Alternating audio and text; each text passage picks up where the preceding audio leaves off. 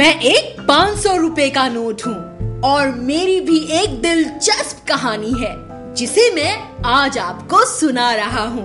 मैं उन 500 रुपयों में से हूँ जो सबसे पहले प्रिंट होकर आए थे। उस जमाने की तो बात ही कुछ निराली थी।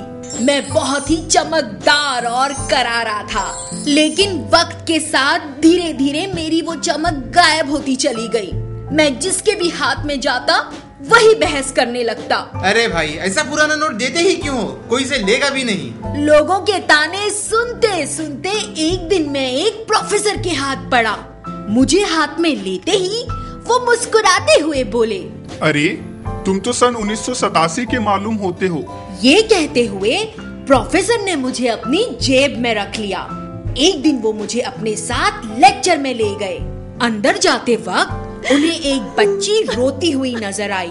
उन्होंने बच्ची से पूछा, बेटी तुम रो क्यों रही हो? मैं एग्जाम में फेल हो गई हूँ। मेरे पिताजी मुझसे काफी नाराज होंगे। मुझे समझ में नहीं आ रहा कि मैं क्या करूँ। मैं लेक्चर देने जा रहा हूँ, तुम भी चलकर सुनो। बच्ची चुपचाप प्रोफेसर के साथ हो ली। बच्ची की ओर मुस्कुराते हुए प्रोफेसर ने लेक्चर शुरू किया और एक नया चमचमाता हुआ 500 रुपए का नोट अपनी जेब से निकाला और उसे ऊपर उठाते हुए बच्चों से पूछा, बच्चों तुम में से ये नोट किसे चाहिए?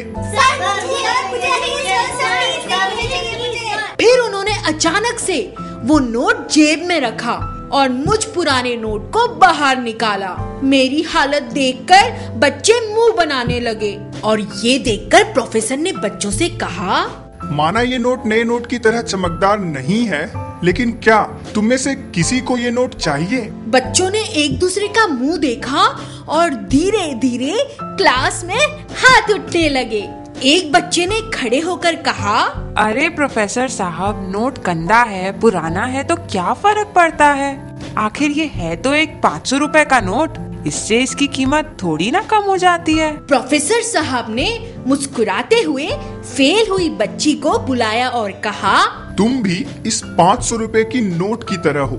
जिंदगी में उतार चढ़ाव तो आते रहेंगे, लेकिन तुम अपनी अहमियत कभी मत भूलना। ये कहते हुए प्रोफेसर साहब ने मुस्कुराते हुए बच्ची के हाथ में मुझे थमा दिया।